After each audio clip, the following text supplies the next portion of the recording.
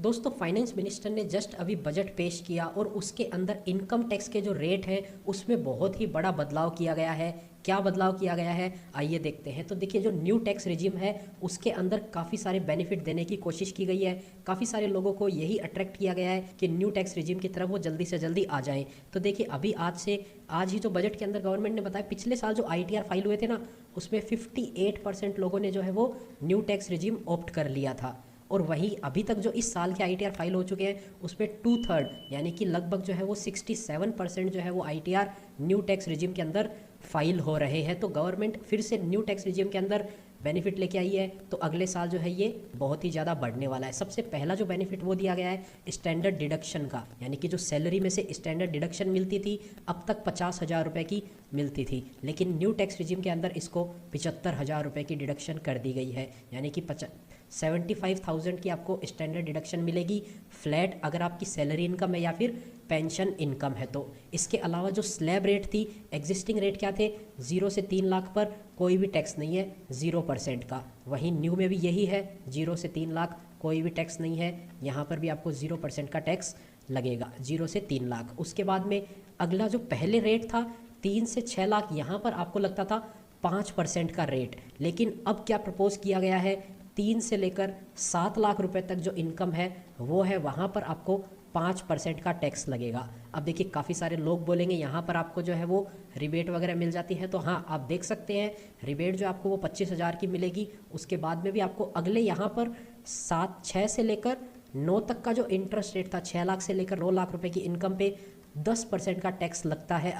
अभी जो ईयर है उसके अंदर यही रूल रहने वाले हैं, अभी कोई भी चेंज नहीं होगा। अभी जो ITR फाइल कर रहे हैं आप, उसमें इस बजट का इम्प्लीकेशन नहीं आएगा, बजट का इम्प्लीकेशन अगले साल से आएगा। और ये अभी प्रपोज है, ये पास होता है, एक्ट बन जाता है, उसके बाद ही रूल फाइनल होगा। अब जो यहाँ पर नया प्रपोज किया गया है वो है यहाँ पर 7 से लेकर 10 लाख पर जो है वो आपका 10% का टैक्स लगने वाला है। उसके अलावा पुराने रेट की बात करें, 9 से लेकर 12 पर जो था वो 15% लगता था।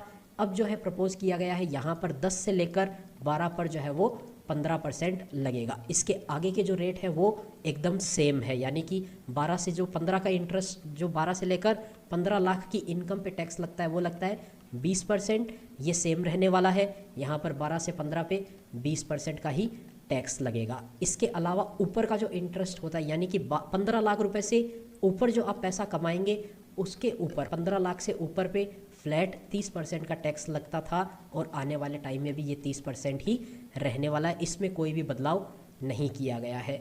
इसके अलावा शॉर्ट टर्म कैपिटल गेन और लॉन्ग टर्म कैपिटल गेन में भी चेंज किया गया है। यहाँ पर जो है टैक्स रेट को बढ़ाया गया है, यानी कि ये बेनिफिट नहीं है, ये जो है वो सरकार की कमाई बढ़ेगी। शॉर्ट टर्म कैपिटल गेन, अगर आप इक्विटी शेयर्स म्यूचुअल फंड में ट्रेडिंग इन्वेस्टिंग करते थे और आप इसको बेच देते थे विद इन 1 ईयर, जिसको कि शॉर्ट टर्म कैपिटल गेन होता है, आपने आज खरीदा 12 महीने के अंदर अंदर आपने उस शेयर को बेच दिया तो आपको शॉर्ट टर्म कैपिटल गेन होता है। और यहाँ पर 15% का फ्लैट टैक्स लगता था पहले, यानी कि 1 लाख रुपए अगर आपको प्रॉफिट हुआ तो 15,000 आपको टैक्स देना पड़ता था। इसको स्लैब के अकॉर्डिंग, यानी कि ऐसे नहीं देखा जाता कि आपका कितना प्रॉफिट हुआ कितना टैक्स लगेगा। शॉर्ट टर्म कैपिटल गेन पे फ्लैट टैक्स लगता था 15%, अब इसको बढ़ा करके 20% कर दिया गया है। अब जो टैक्स लगेगा वो फ्लैट 20% लगेगा।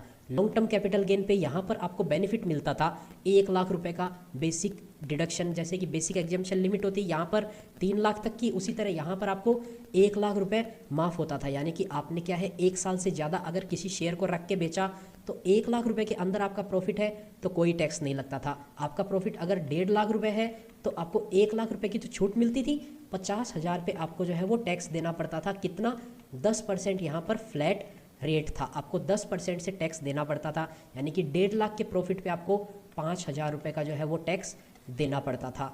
2 लाख के प्रॉफिट पे आपको कितना टैक्स देना पड़ेगा, 1 लाख तो माफ़ हो गया, अगले 1 लाख पे 10%, यानी कि 10,000 आपको टैक्स देना पड़ता था। ये था पुराना रूल, लेकिन अब जो है इसको कर दिया गया है 1 लाख की लिमिट को यहाँ पर कर दिया है 1,25,000 रुपये, यानी कि अब आपको 1,25,000 रुपये की डिडक्शन मिलेगी। उसके ऊपर के अमाउंट पे आपको टैक्स देना पड़ेगा, और किस रेट से देना पड़ेगा, 12.5% के रेट से।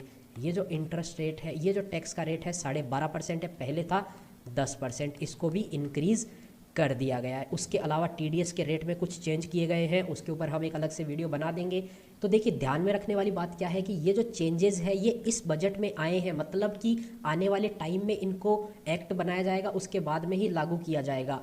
अभी जो ITR आप फाइल कर रहे हैं उसमें कोई भी चेंज एप्लीकेबल नहीं होता है, और आने वाले टाइम में यानी कि इस साल में भी नहीं होगा, उसके अगले साल से ही ये चेंजेस एप्लीकेबल होंगे। ओल्ड टैक्स रिजीम गवर्नमेंट, जैसा कि आपको बताया, इसको एकदम से बंद करना चाहती है, तो पूरी तरीके से इसको बंद नहीं किया जा सकता है, क्योंकि काफ़ी लोगों ने ऐसे ऐसे अकाउंट खोल रखे हैं, PPF अकाउंट, जो कि आपको 15 सालों तक रखना होता है। तो ऐसे इंस्टेंट इस स्कीम को बंद नहीं किया जा सकता कि गवर्नमेंट ओल्ड रिजीम को ही बंद कर दे। तो ऐसा कर देगी गवर्नमेंट कि आपको ऑटोमेटिक न्यू में आने के लिए मजबूर कर दिया जाएगा, आप न्यू में खुद से ही आ जाएंगे। इस वीडियो में इतना ही। उम्मीद करते हैं आपको वीडियो पसंद आई होगी। अगर वीडियो पसंद आई हो तो वीडियो को लाइक करें, चैनल पर नए हैं, इसी टाइप का कंटेंट और देखना चाहते हैं तो चैनल को सब्सक्राइब करें। मिलते हैं आपसे फिर किसी नए और इंटरेस्टिंग वीडियो में, तब तक के लिए अपना ख्याल रखिएगा।